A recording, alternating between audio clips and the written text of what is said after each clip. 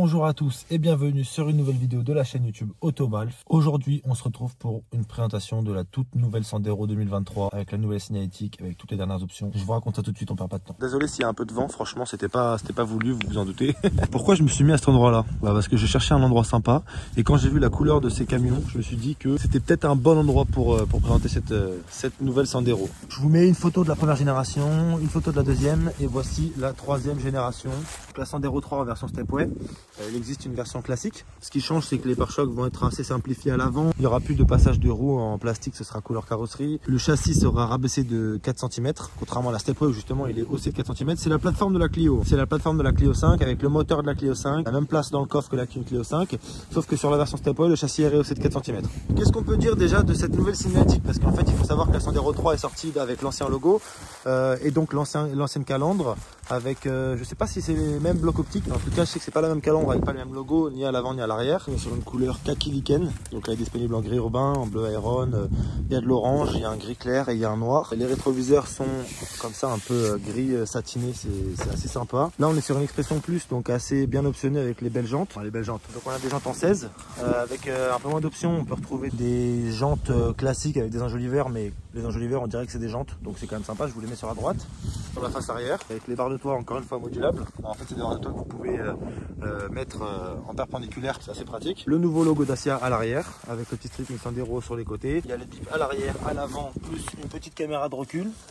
Donc c'est assez correct, les détecteurs d'angle mort, ça s'appelle le Pack City chez Dacia. Structure répétiteur en blanc, il y a des touches de blanc dans les optiques, donc ça fait vraiment la diff. Je trouve que ça modernise à fond le feu. Je trouve qu'en soi, objectivement, la Sandero a une bonne gueule quand même par rapport à tout ce qu'on a pu connaître chez Dacia actuellement. Elle fait un bon boulot en vrai, il faut le dire quand c'est bon, il faut le dire quand c'est de la merde. C'est une voiture qui est relativement bien réussie et encore une fois, quand on compare par rapport au prix que ça coûte, il n'y a rien à dire en fait. Si je suis quelqu'un qui m'en fout des voitures et que je veux pas mettre trop d'oseille dans une voiture neuve et que je veux quand même des technologies assez récentes, je me dirige 100% vers ça en fait.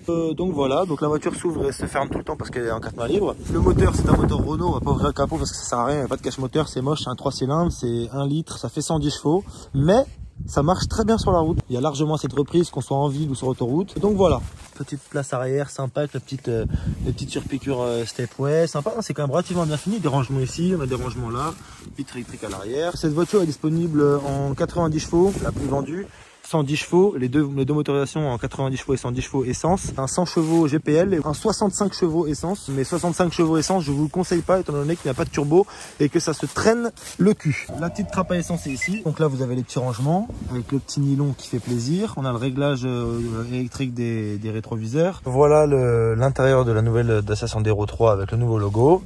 Donc on a un petit écran qu'on peut retrouver sur les Clio où on a un peu toutes les informations, donc température moteur, les kilomètres/heure, pression des pneus. Ensuite on a conso moyenne, conso instantané, autonomie. Alors on fait 600 bornes avec un plein, mais réellement, sans faire vraiment attention à comment on roule. On a un port USB ici, on a un deuxième port USB ici, on a une prise allume-cigare, clim automatique, démarrage sans clé, frein à main électrique. Alors dès l'expression on a un écran, on n'a pas besoin d'avoir toutes ces options là pour avoir l'écran et on a automatiquement la réplication smartphone. Donc l'Apple CarPlay, Android Auto, Google Maps, Waze et tous les logiciels de musique que vous connaissez.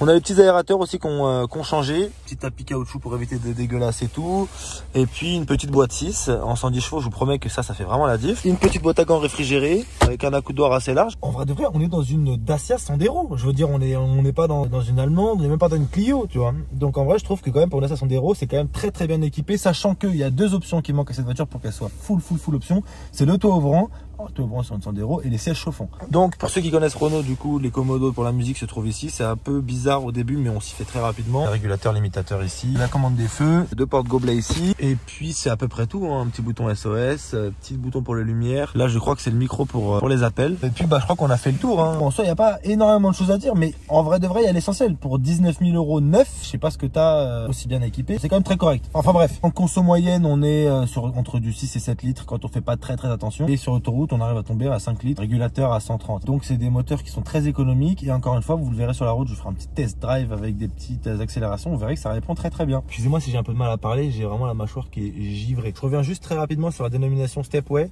En fait la Stepway c'est un petit peu pour se positionner sur le marché des SUV, entre guillemets, rien à voir avec un SUV, c'est sur la plateforme d'une Clio. C'est un peu rehaussé de 4 cm avec les barres de toit pour faire un look un peu baroudeur, parce que ce qui plaît en ce moment sur le marché c'est les SUV. Pour la petite accélération je me mets en troisième, je suis à 40 km/h. On est sur route fermée, hein. Comme vous pouvez le constater, il n'y a vraiment personne. Donc 3e à 36, je mets le pied dedans.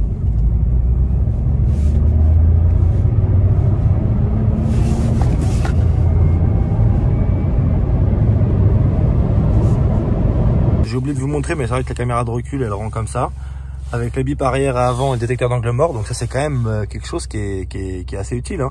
En fait, on s'en fout quand on l'a jamais eu, mais quand on commence à l'avoir, bah ça devient presque indispensable. Enfin bref, j'arrête de raconter ma vie. Au moins, ça vous donne une petite idée de comment ça fonctionne. Je pense avoir fait à peu près le tour. Je rajouterai des passages si je remarque au montage que j'ai oublié certaines choses. Il y a peut-être un truc que j'ai oublié, c'est le petit bruit du passionné.